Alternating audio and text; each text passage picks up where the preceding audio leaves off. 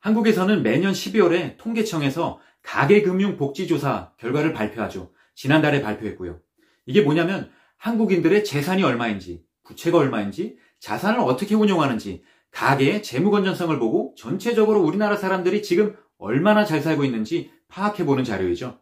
오늘은 그 중에서도 재산, 한국 사람들과 독일 사람들의 재산이 연령별로 얼마인지 살펴볼게요. 네, 여기 차트 보이시죠? 이 차트는 순자산을 나타내고 있고요. 지난 영상에서도 다룬 것처럼 총자산에서 부채를 뺀 값을 순자산이라고 하죠.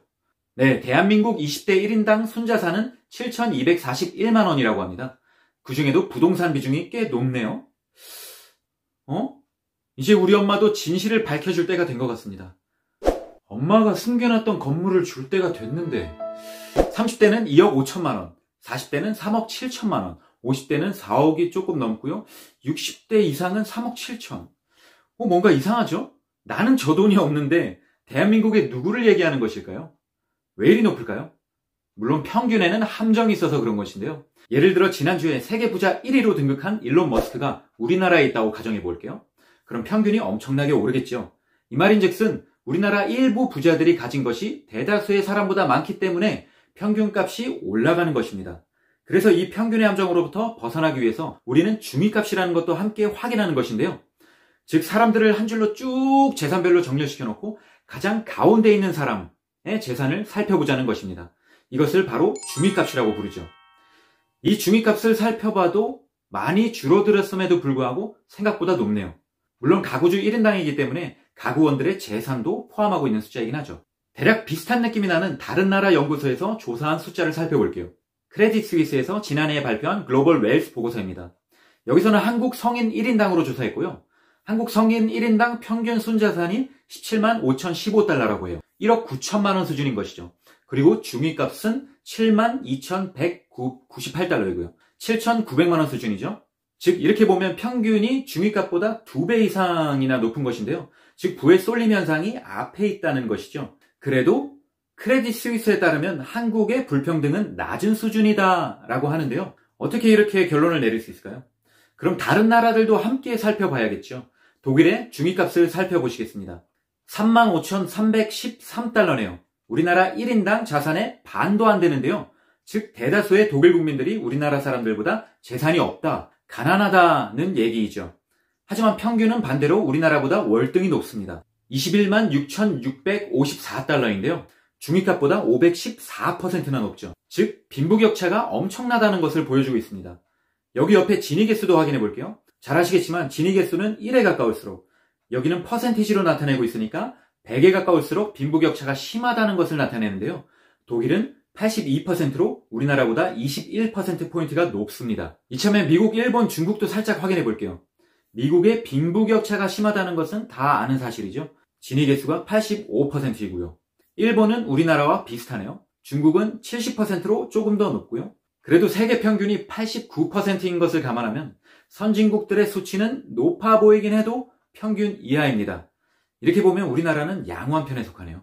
이번에는 독일 연령별 1인당 순자산을 확인해 볼게요.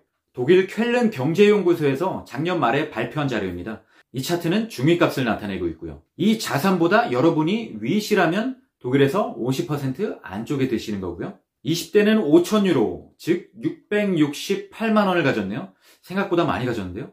30대는 2,378만 원에서 6,119만 원 수준이네요. 40대부터는 억 단위로 넘어가고요. 그 이후로는 크게 자산을 넓혀나가는 것 같아 보이지는 않아요. 한국과 비교를 해보면 어떻죠? 중환값이 확실히 적다는 것을 확인하실 수 있는데요. 독일인들의 소비 지출 문화가 다르기 때문이죠. 독일인들은 여행을 하기 위해서 돈을 번다 라는 얘기가 있을 정도로 여행에 많은 돈을 소비하고요. 부동산 소유보다는 월세를 내고 사는 사람들이 48%나 되고요. 전세라는 개념도 없고, 그리고 이주민들이 우리나라보다 월등히 많고요. 그래서 이 숫자가 나한테 말해주는 것이 무엇이냐? 남들 가진 것이 나한테 무엇이 그리 중요하냐? 라고 물으신다면 사실 별로 중요하지 않을 수도 있어요. 하지만 우리가 좋든 싫든 간에 우리는 저 통계에 우리의 숫자 하나씩을 더하면서 살고 있습니다. 알 권리도 충분히 있다는 것이죠. 사람마다 세계관이 다르듯이 돈을 보는 관점도 다를 수밖에 없는데요.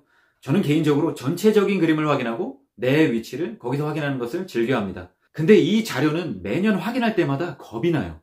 빈부격차가 점점 심해지고 있거든요. 지금으로부터 10년 전 2010년에는 독일의 주민값이 얼마였을까요?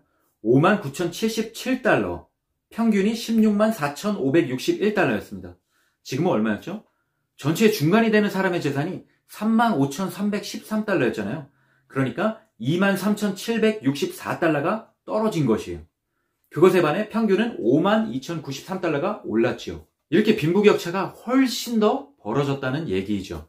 한국도 독일만큼은 아니지만 마찬가지이고요. 이렇게 빈부격차가 앞으로는 더 큰 문제가 될 텐데요. 이 문제를 내가 직접적으로 해결할 수는 없겠지만 우리의 다음 세대를 위해서 우리는 지금 어떤 목소리를 내야 하는지는 조금 고민해 봐야 될 것 같습니다. 네, 지금 참 많은 사람들이 money, money, money, 돈, 돈, 돈 하는 시기죠. 그만큼 어려운 시기이기도 하고요. 불확실한 시기이기도 하고 또는 누군가는 소비할 데가 없어서 어떤 투자를 해야 할지 눈을 돌리는 시기이기도 하고요. 그것은 제가 사는 독일에서도 마찬가지이고요. 최근에는 회사 동료들이 이 종목 괜찮지 않냐? 이 ETF 괜찮지 않아? 현대가 애플카를 만든다고? 라는 이야기들을 접해 듣습니다. 불과 5년 전까지만 해도 독일에서 주식, ETF를 하는 사람들은 손에 꼽았거든요. 근데 지난해 통계 자료에 따르면 독일에서도 성인의 10%가 주식과 펀드에 투자하고 있다라고 합니다. 그 많은 세금을 감내하면서까지요. 한국은 성인의 29%가 주식을 한다고 하죠. 다음 영상에서는 이 빈부격차가 심한 독일에서 독일의 부자들, 그들은 도대체 누구이며 무엇으로 그렇게 부를 축적했는지를 다뤄보겠습니다. 오늘 이 영상이 도움이 되셨다면 좋아요, 다음 영상이 기대가 되신다면 구독, 개선할 점 또는 아이디어를 공유하고 싶으시다면 댓글 달아주세요. 감사합니다. 안녕.